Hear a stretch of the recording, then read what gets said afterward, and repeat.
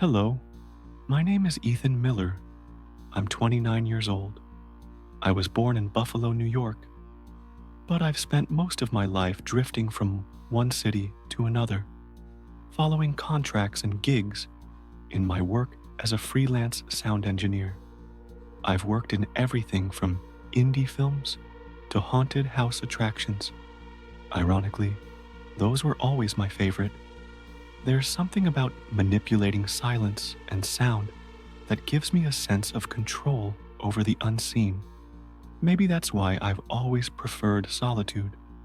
People say silence is empty, but for me, it's full of detail, of meaning, of memory. Since I was a child, I've felt drawn to old places, not just antique homes or dusty basements, but places that feel like they've been forgotten by time. Abandoned factories, closed down theaters, houses with peeling paint and creaky floors. I used to wander through them with my handheld recorder, capturing sounds most people would overlook. The flutter of a curtain in the wind, the soft drip of water in a rusted pipe, the echo of my own footsteps.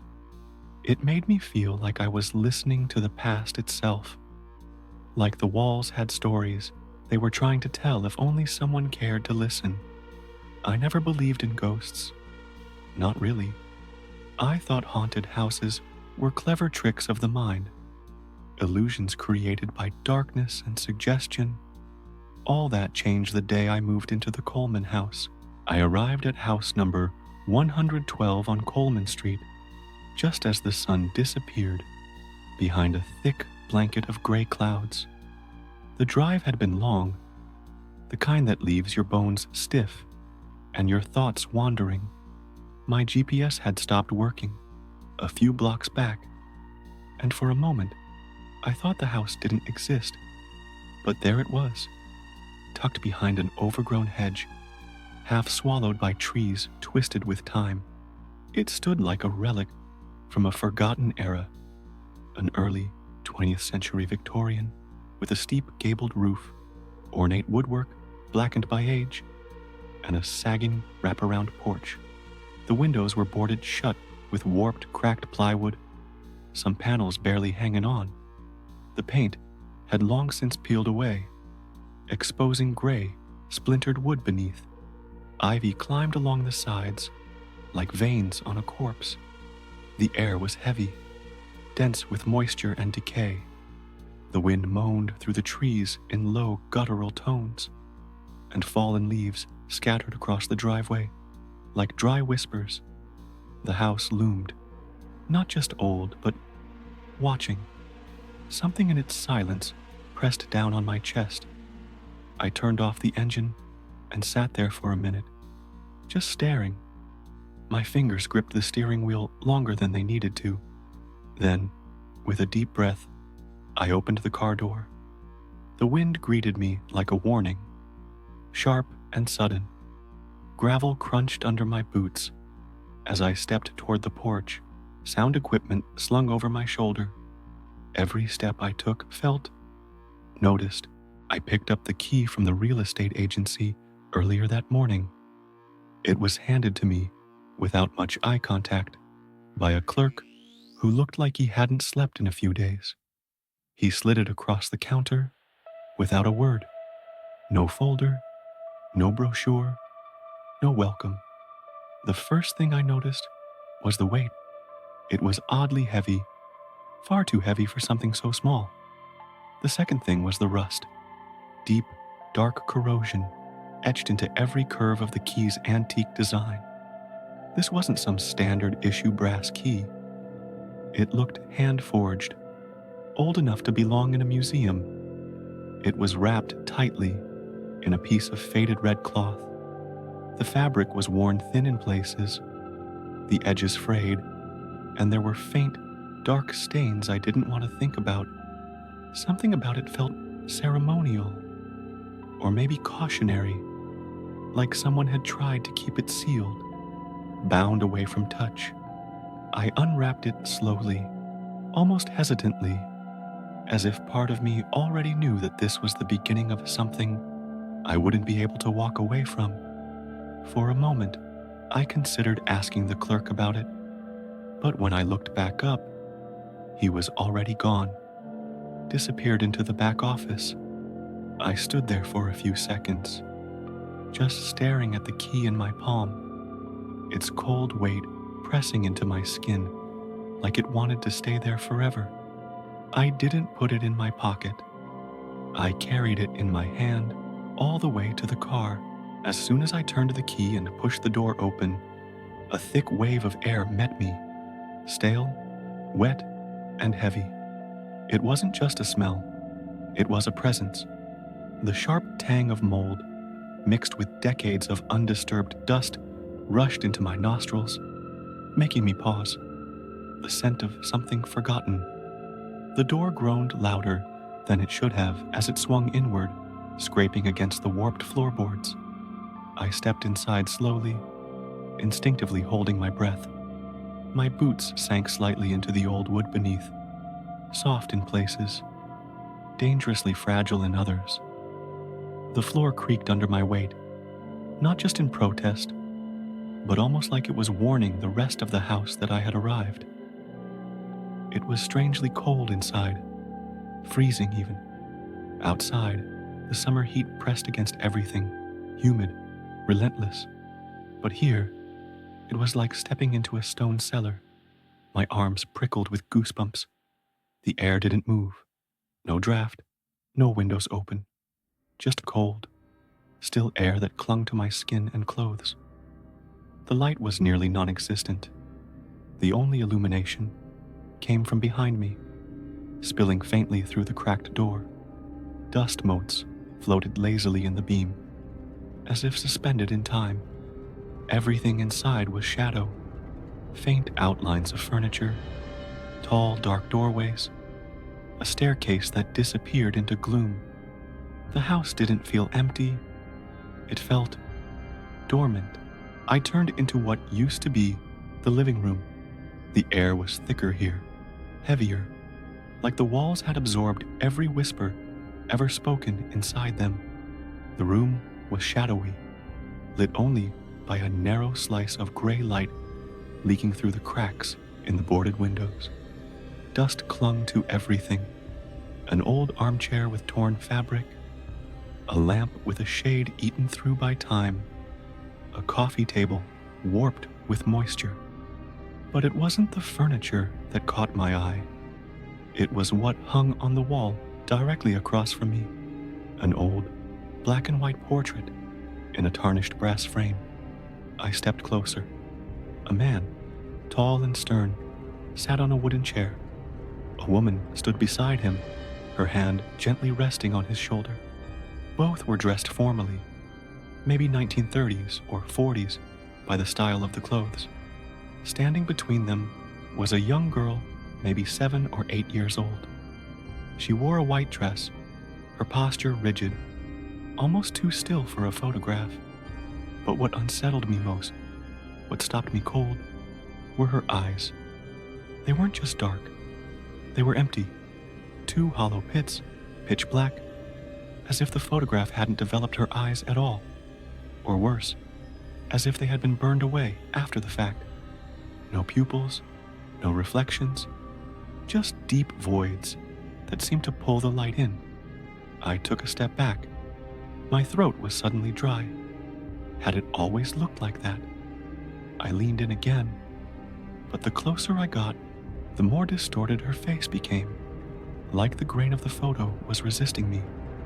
The shadows around her deepened, and for a moment, I truly swore, that the corners of her mouth curved, just a little, into a smile. I blinked and looked again. No smile, just the same hollow eyes. But I could no longer shake the feeling that she was still watching me, even as I turned away. That night, I couldn't sleep. Not because of the cold, though the house was still unnaturally cold, even with the window shut tight, but because of something I couldn't name. A heaviness, a feeling deep in my gut like I was being watched from just beyond the reach of the shadows. I lay in the old guest bed upstairs, wrapped in a blanket I had brought with me. The house creaked occasionally, the way old houses do, but around 2:13 a.m., I heard something else. Footsteps, faint, slow, deliberate, as if someone barefoot was walking across the wooden floor just outside my door. I froze. The sound lasted about 5 seconds, then stopped. I held my breath, waiting. Nothing. I got up slowly, heart pounding. I opened the door, half expecting to see anything, standing in the hallway. But the corridor was empty, just a long stretch of dark and dust, illuminated faintly by moonlight, filtering through a small attic window.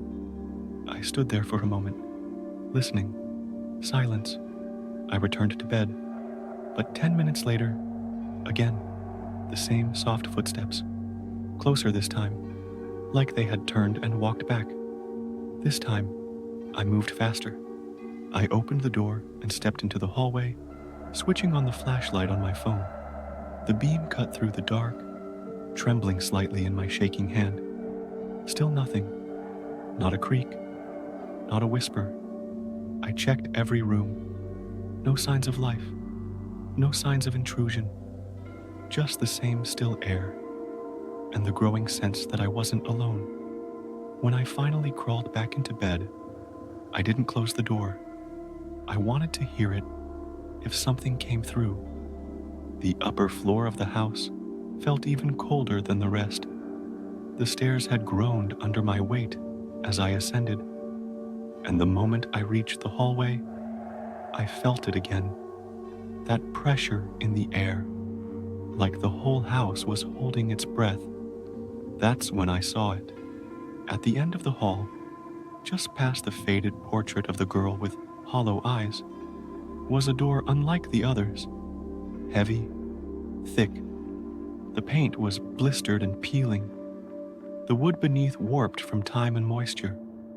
But what caught my attention most was what kept it shut. Chains. Heavy iron chains looped through the door handle and across the frame, anchored to the wall with rusted bolts.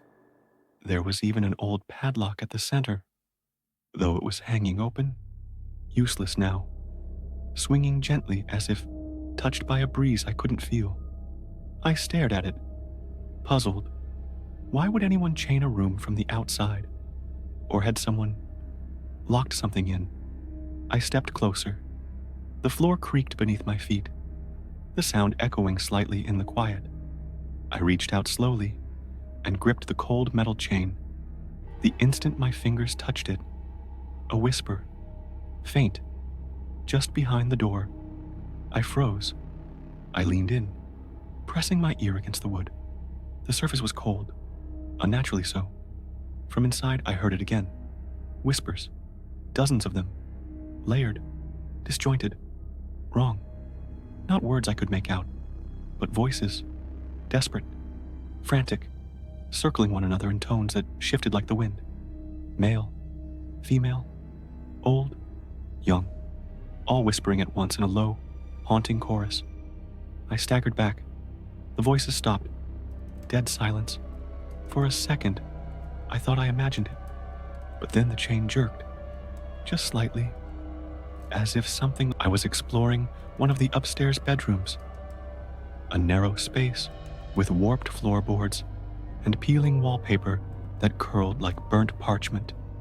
The ceiling sloped, pressing down on the room like a hand.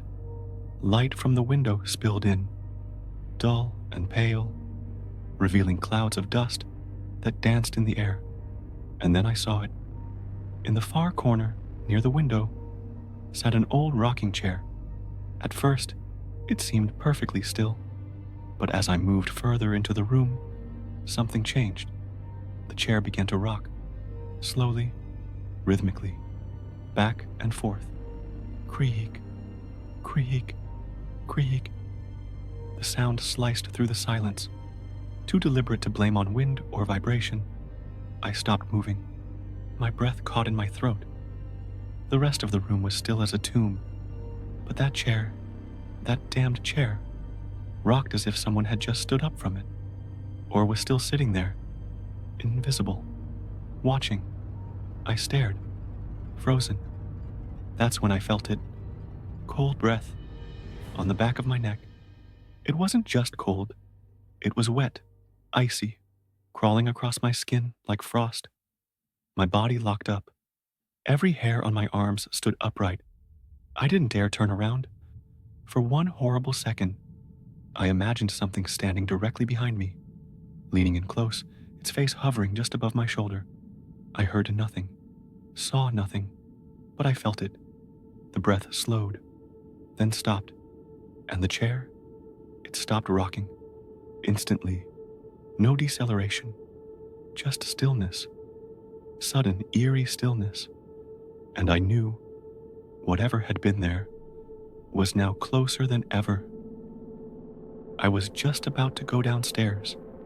I had spent most of the day exploring the upper floor, recording sounds, whispering notes into my handheld device, trying to map the strange layout of the house. As I reached the top of the staircase, I paused. The late afternoon light was filtering in through the large stained glass window above the landing, casting twisted colors on the walls and floorboards. That's when I saw her, a little girl, standing perfectly still at the very top step.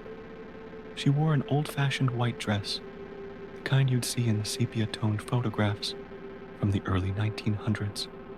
The hem was tattered. Her hands hung limp at her sides, and her long black hair, matted, stringy, completely covered her face. I didn't move. I didn't breathe. She didn't either. We stood like that, frozen, only a few feet apart. My chest tightened. I tried to speak, but no words came out. My mind raced to find a rational explanation, a reflection, a trick of light. I blinked, and she was gone, vanished. Not a footstep, not a creak of the floor, just nothing. The space where she stood now lay empty. Only the faint outline of her shape remained, burned into my memory, like a flashbulb after image. I hurried down the stairs, heart pounding, unable to shake the feeling that she was still there, just out of view, watching. The house had fallen into an unnatural silence. It was just past midnight. I hadn't meant to stay up so late, but something about the atmosphere kept me alert, like the house was holding its breath.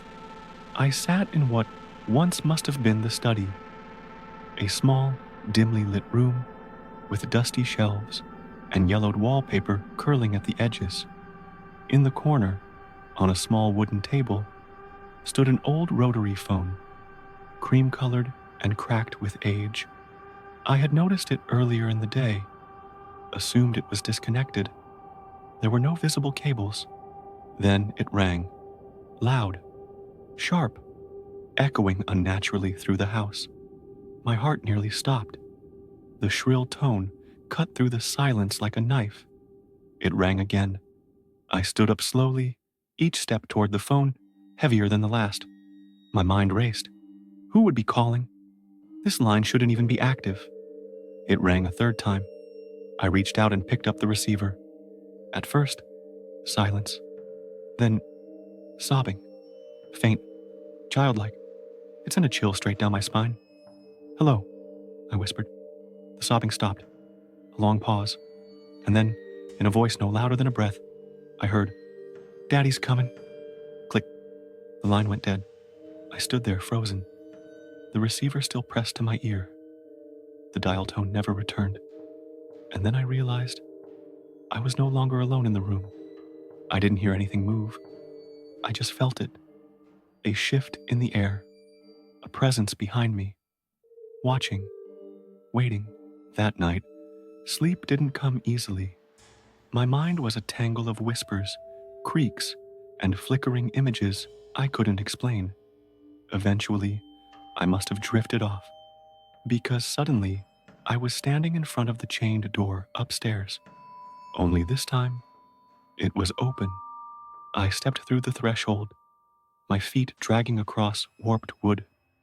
The room inside was suffocatingly cold, lit only by the pale blue glow of the moon leaking through a cracked window. The air felt thick, like breathing through water. In the far corner of the room, I saw her, the little girl, knees drawn to her chest, shoulders trembling. She was crying silently, rocking back and forth, face still hidden beneath that curtain of dark hair. "Hey," I whispered, "are you okay?" She didn't respond. Then I felt it, the sudden drop in temperature. The hair on my arms stood up. From behind her, he emerged, a tall, shadowy man, faceless, his features blurred, as if made of smoke and static. His presence warped the room. The walls pulsed. The floor seemed to bend inward beneath him. He leaned close to the girl's ear and began to whisper something. Not English, not even a language I recognized. Just low, guttural syllables, dark, primal sounds that made my teeth hurt and my stomach twist. I tried to move, to scream, to run. I couldn't. I was frozen, locked in place. My mouth wouldn't open. My legs wouldn't obey. Then, the girl slowly turned her head toward me. Her hair parted. Her eyes were empty, black hollows that bled tears. She opened her mouth wide, wider than any human should, and screamed. A soundless, bone-shattering scream. And just like that, I woke up, gasping, soaked in sweat. But I swear I could still hear whispering in the walls. I woke up feeling like I hadn't slept at all. My head ached, and my throat was dry. The dream still lingered, images of the little girl and the shadowy man flickering at the edge of my mind like static. I stepped into the hallway, intending to grab some water. Then I froze. The walls were covered in writing, not spray paint, not ink. It looked more like the plaster itself had risen, bulged outward to form the words, like veins beneath skin, ancient symbols, jagged lines, circles within circles, strange runes that pulsed faintly with an oily sheen.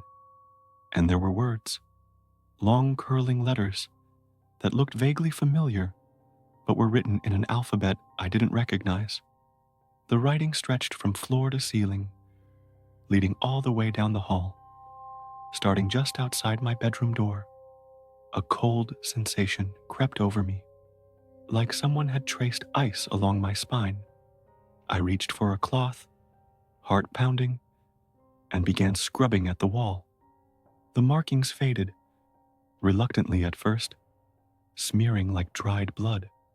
I worked for several minutes, wiping and wiping until the wall was bare again. Relieved, I tossed the cloth aside and turned to walk away. Then I looked back. The symbols were there again, exactly the same, in the exact same place. Only now, some of them had changed. One symbol, a circle with 3 intersecting lines, was drawn right above my bedroom door. It wasn't there before. I stood in silence, staring at it. I felt like the house had spoken, not with a voice, but with a warning. James arrived around noon. He was the kind of friend who'd show up with 2 coffees and a sarcastic joke, no matter how dark the situation. He'd been worried about me ever since I told him I moved into that creepy house on Coleman Street. We spent the afternoon catching up. I tried to keep things light, avoiding any mention of the girl or the locked room. Maybe I needed some normalcy. Maybe I wanted to pretend things were fussing. That night, he agreed to stay over, crashed on the old couch in the living room. He laughed it off when I warned him about strange noises. But around midnight, I woke to a scream. It wasn't distant. It was in the house. I bolted upright, heart pounding, and rushed downstairs. What I found chilled me to the bone. James was under the table, curled up like a child, his hands over his face. He was shaking violently, sweat drenching his shirt. "James!" I shouted, trying to reach for him. He recoiled, eyes wide, staring past me at nothing. "She was here," he whispered. "She sat on my chest. I couldn't move. I couldn't breathe. Her face was right here. Right here." He pointed to his nose, his voice trembling. "She had no eyes. Her mouth kept opening, like it wanted to swallow me." I helped him up, but he couldn't stop trembling. He refused to go back to sleep. By sunrise, he was gone. No goodbye, no sarcasm, just his car speeding down the road. I tried calling later. He never picked up, and I haven't heard from him since. It started one ordinary morning. I had just stepped out of the shower, towel wrapped around my waist, the mirror completely fogged. I wiped a corner of it lazily with my hand and leaned in to shave. That's when I saw it. At first it was faint, barely visible in the fog, like a trace left by a finger long ago, but it became clearer. "You're next." I froze, razor in hand. I blinked, rubbed my eyes, looked again. The words were still there, dripping slowly. I wiped the mirror clean, heart pounding. For a moment, I told myself it was a residue. Someone had written it years ago. Maybe even a prank by the agency. Steam just brought it back, right? But the next day, it happened again. Same message, same spot. Only this time, it had more. "You're next. She's watching." By the third morning, it read, "You're next. She's watching. He knows what you did." Every morning, the words changed, as if the mirror were keeping a journal, and the sentences began to feel personal, targeted. I stopped turning on the bathroom light, stopped shaving. I even tried covering the mirror with a towel, but I could still see the shapes forming behind the fabric, the letters pressing out in the steam like fingerprints pushing from the other side. One morning, I walked in, and the message took up the entire mirror. "She waits behind glass. She wears your face." I stared into the reflection, trembling, and for a moment, just a flicker, I saw my own face blink. But my eyes were hollow. It always started at 3 a.m. sharp. Not a minute earlier, not a second later. The first time, I thought it was a coincidence. Power surge, maybe. Old wiring. But the precision, the pattern, it made denial impossible. I'd be lying in bed, eyes heavy, drifting in and out of sleep. Then, click. The bedside clock would switch to 3 a.m. The lights would flicker violently, once, twice, like someone was flipping the switches rapidly in another room. Then came the sounds. It began with soft knocking, just behind my bedroom wall. 3 slow taps, like someone gently rapping from inside the drywall. Then the doors would creak. Hall closet, basement, sometimes the bathroom, opening just a hair, then closing again. But the worst part? The breathing. Not mine. I could feel it. Warm breath brushing against my face, neck, even though I lay completely still. There was no one else in the house. I held my breath once, just to be sure. That's when I heard it. Slow, shallow inhalations, like someone crouched just beside my bed. I turned on the flashlight. No one. Checked the hallway. Empty. I tried recording it once. Set up a microphone. Ran it all night. In the morning, I played it back. At exactly 3 a.m., the waveform spiked. And through the static, I could make out, "Why did you come?" I wasn't even trying to investigate that day. I just wanted to clear the backyard. Something about the overgrown grass and tangled ivy made the whole place feel unwatched. Like the house itself didn't want anyone looking too closely. Behind a rotted fence, I found an old pile of debris, planks of wood, rusted garden tools, and shattered pottery. One thick wooden plank, half buried in the soil, stood out. Unlike the rest, it was oddly intact, though covered in mud and mildew. It looked like it didn't want to be moved, but I moved it anyway. The second I pried it up, a foul, musty odor burst out of the ground, like the earth had been holding its breath for years. Beneath the plank was a hole. It wasn't natural, not the shape, not the depth. It looked more like a grave, a narrow rectangular pit, carved out by human hands. But what truly made my blood freeze was what I saw inside. Bones, small ones, fragile, curved like ribs, tiny finger bones tangled in soil. I dropped the plank, staggered back. My heart thundered in my chest. I thought of the girl in the photo, the girl in the hallway. Was this her? I ran inside, grabbed my flashlight, came back. This time I saw more. Scraps of cloth wedged into the dirt. Maybe part of a dress. A button. Something scratched into the wooden plank's underside. It read, "Bury her deep.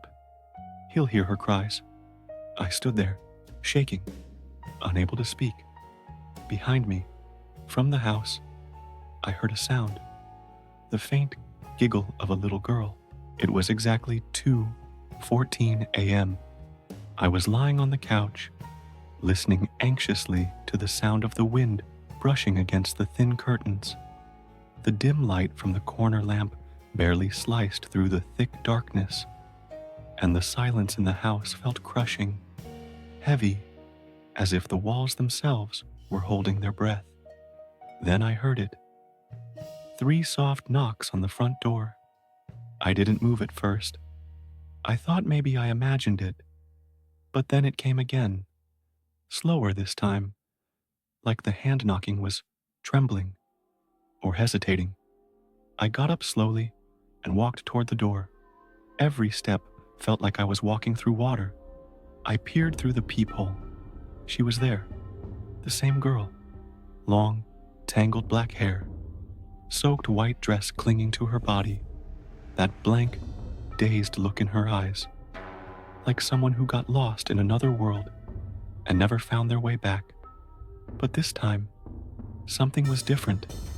I opened the door slowly, the old hinges screaming into the silence. She stood on the threshold, staring at me with wide eyes, as if trying to speak. And then she did.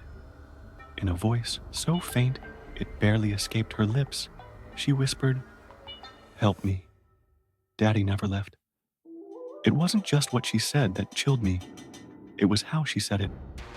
Her tone was soaked in fear and something deeper, hopelessness. And then everything changed. Her eyes widened, her face twisted, not in pain, but in horror. She lifted her hand and pointed behind me. I didn't turn. Not yet. She screamed. It wasn't a child's scream. It was a shriek ripped from the depths of something ancient and broken, echoing through the house like a wave of grief and terror. Then she vanished. She didn't run, didn't dissolve slowly. She simply ceased to be. Gone, like smoke suddenly sucked into a vacuum, like a memory erased in real time. The air still trembled from her scream. My heart thundered in my chest. I stood frozen for what felt like minutes, staring at the spot where she had been. Then slowly, I turned toward the hallway where she had pointed, and there, a shadow was moving at the far end. I hadn't been able to sleep since the night the girl vanished before my eyes. Every sound in the house stirred questions I couldn't answer. Every shadow hinted at something I no longer had the strength to deny. I knew I wasn't living in a house anymore. I was living inside a secret, a breathing, growing one. The next morning, I sat near the old stone fireplace in the living room. I wasn't sure why. Maybe I was hoping the flames would burn away the cold that had settled in my chest. As I stared at the brickwork, something caught my attention. One of the bricks looked wrong, misaligned, like it didn't belong. Curiosity overcame caution.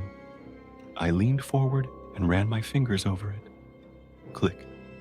The brick loosened with a soft creak, revealing a hollow cavity behind it. I reached inside slowly and pulled out something hidden beneath years of dust and decay. It was a small, leather-bound notebook, worn, cracked, its corners burned and frayed like it had nearly been lost in a fire. I opened it carefully. On the first page, written in neat but anxious handwriting, Daniel Morgan's journal, 1978. The girl's father. I turned the pages slowly. They were filled with confessions. Or maybe they were warnings. Not just words, but obsessions. He wrote about eternal beings that fed on regret, about doors that only opened with blood, and about rituals he performed in the basement, involving symbols, black candles, and a sacrifice of silence. His descriptions were vivid, disturbingly precise. On the fourth night, I felt the earth breathe beneath me. The voices began to speak. They promised healing, power, but they wanted something in return, something permanent. As the pages continued, his handwriting began to deteriorate. The letters became uneven, the sentences shorter. I can't sleep. When I close my eyes, I see them. The blood on the walls won't dry. Then, blank pages, one after the other. At the very end, a single line was scribbled in shaky, fading ink. She's not my daughter anymore. I dropped the diary. The air changed. It was like the house took a breath. I wasn't alone anymore. My eyes drifted toward the basement. The door was open. It hadn't been a minute ago. Since I read the notebook, the house hasn't been the same. Or maybe it was never normal, and I had only just started seeing it for what it really was. At first, the changes were subtle, small details you could blame on fatigue or stress. The kitchen clock froze at 3:33 a.m., even though I just saw it ticking. Whispers came from behind the walls, like a child murmuring through tears. Then it got worse. The house started to breathe, not metaphorically, literally. When I walked past the walls, I felt them pulsing, slow, steady, like something massive behind the drywall was inhaling. When I touched them, they were warm, damp, like skin, not stone. Then the mirrors changed. One night, I passed the bathroom mirror and saw my reflection, but the background behind me didn't match the room. Someone was standing next to me. Their face wasn't clear, but I felt their eyes on me. Deep, black pits, like looking into a hole that reached hell. I turned around. No one there. But when I looked back into the mirror, I didn't see myself anymore. It was her, the girl. Long black hair, that soaking white dress. She moved her lips slowly, whispering something I couldn't hear. But I felt it inside my skull. Help me. Please, don't let him see her. Then the doors started slamming. Some closed gently, like someone didn't want to wake me. Others slammed with rage, shaking the frames, as if something was angry and alive. Then came her voice, not in the air, not from the rooms, inside my head. Her voice crying, begging, calling my name, then screaming, piercing and desperate, echoing from within my mind like claws scratching the inside of my skull. Help me. Please, help me. I pressed my hands against my ears, screaming back, anything to make it stop. But it didn't. It never stopped. It was inside me. Her voice filled the house, and I could no longer tell. Was I the one living in the house? Or had the house started living inside me? I knew this wouldn't stop. Not until I faced it all. Her voice had haunted me for nights, crying in my head. Her face appeared in every mirror, every shadowed corner, every dream, every waking moment. There was only one thing left to do. I gripped the old notebook tightly. The final pages, ones I hadn't dared to read before, were instructions for reversal, the rituals her father had performed, written backward.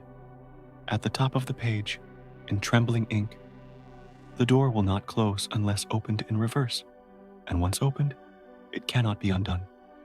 It was midnight. I descended into the basement. It was colder than cold. The air was thick.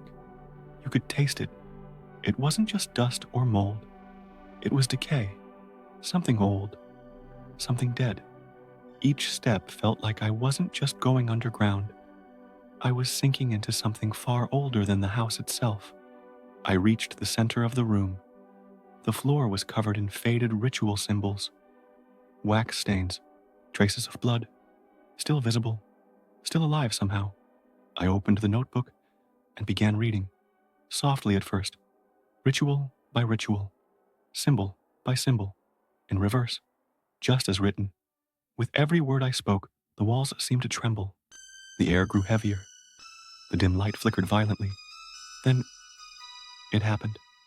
A scream, sharp and high, like glass breaking inside my skull. It wasn't the girl. It was him, her father. He appeared in front of me, nothing like the man in the photos. Half his face was melted, as if something had burned him from the inside out. His left eye was gone, just an empty hole staring with endless rage and pain. He wasn't speaking words. He was spitting curses. He lunged at me, but I kept reading. The symbols on the floor ignited. The dead wax began to melt again. The air filled with one voice. "Help me!" It was the girl. She appeared behind him, crying, reaching out toward me. I reached the final line, spoke the last inverted phrase. The entire basement shook. His face dissolved. His scream stretched into a black smoke thread, twisting, shrinking, then vanishing completely. And then, blackness. No sound, no light, not even me. I woke up to the sterile hum of fluorescent lights and the faint beeping of a heart monitor. The ceiling above me was white, cracked slightly in the corner. For a moment, I couldn't remember anything. Just a fog, thick and suffocating. Then the scent of smoke hit me. Burnt wood, ash. My throat burned. A nurse noticed I was awake and rushed over. Her face was kind, but her eyes held something. Pity, maybe, or fear. "You're lucky to be alive," she said gently. "They found you unconscious in the basement of the house. The whole place burned down. You're the only one they pulled out." My chest tightened. The house. Memories flickered. Dim lights. Whispers behind walls. The feeling of being watched. I tried to speak, but my voice was hoarse. "What about the others?" She shook her head. There were no others. The house was abandoned. According to the records, no one else was supposed to be there. But I remembered them. The footsteps upstairs. The laughter that wasn't mine. The girl in the white dress who stared at me through the cracks in the door. After she left me to rest, I turned my head slowly, wincing at the pain that throbbed behind my eyes. That's when I saw it. On the bench by the window, sitting perfectly upright despite its shattered state, was a doll. Its porcelain face was cracked, one eye missing. The smile on its face, twisted, chipped, looked more like a sneer now. One arm was dangling by threads, the fabric of its dress singed and blackened by fire. My blood ran cold. That doll, it had been in the basement. I remembered kicking it aside when I tripped down the stairs that night. I remembered the soft sound it made when it hit the wall. I hadn't thought much of it then, just a toy, just junk. But now, it was here, in my hospital room. I tried to call for the nurse, but the door creaked open before I could speak. A faint breeze rushed in, though the window was shut tight.